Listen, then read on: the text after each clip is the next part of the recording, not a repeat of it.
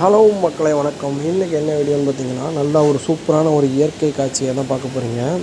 நம்ம காரைக்குடியிலேருந்து ஒரு 30-40 கிலோமீட்டர் தூரத்தில் இருக்கக்கூடிய திருப்புவனம் சைட் போயிருந்தோம். அங்கே பார்த்திங்கன்னா நல்லா பச்சை பசேல்னு நல்லா விவசாயம்லாம் நிறையா பண்ணியிருந்தாங்க.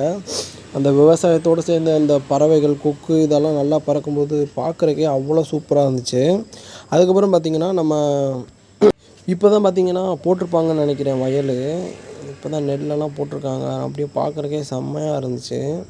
அதுக்கப்புறம் உள்ள நண்டு இதெல்லாம் போய்கிட்டு இருந்துச்சு. அதை பார்க்குறக்கவே நல்லா இருந்துச்சு.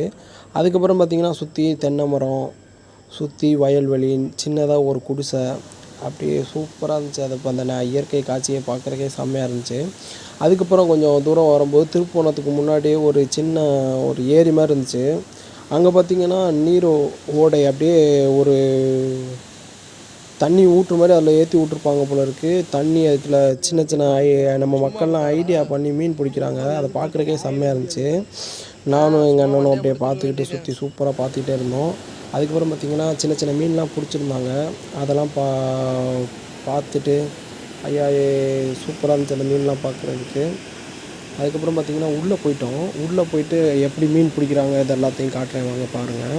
அதுக்கப்புறம் பார்த்திங்கன்னா ஒரு சின்ன பையன்லாம் தூண்டில் போட்டு மீன் பிடிச்சிக்கிட்டு இருந்தான். பார்க்குறக்கே நான் ஒரு சிட்டி சைடில் இருக்கவங்களுக்கு இந்த மாதிரி இது விஷயம்லாம் பார்க்குறதுக்கு கிடைக்காது. ஸோ பாருங்கள், நல்லாயிருக்கும். சின்ன சின்ன மீன்லாம் அப்படியே பிடிச்சி வச்சுருந்தாங்க. அதெல்லாம் பார்த்தோம். பார்த்துட்டு அதுக்கப்புறம் பார்த்திங்கன்னா சின்ன பையன் தூண்டில் போட்டு எப்படி ஒரு மீன் பிடிக்கிறான்னு பாருங்கள். அதையும் பார்த்துட்டு அப்படியே கொஞ்சம் நேரம் கழிச்சு அப்படியே வேடிக்கை பார்த்துட்டு நல்லா பார்க்குறக்கே ரொம்ப அருமையாக இருந்துச்சு. நீங்களும் பாருங்கள். அப்படியே அந்த மீனை எப்படி அந்த இதுக்குள்ளே போகிறான்னு பாருங்கள்.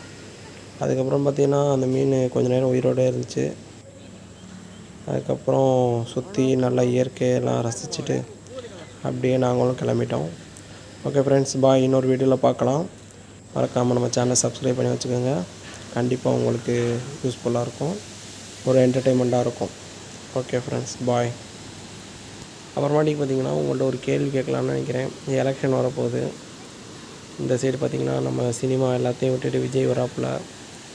அங்கிட்டு நிறைய பேர் நிற்கிறாங்க. நீங்கள் யாருக்கு போட்டு போடுவீங்கிற கமெண்ட்டில் சொல்லுங்கள். Bye friends.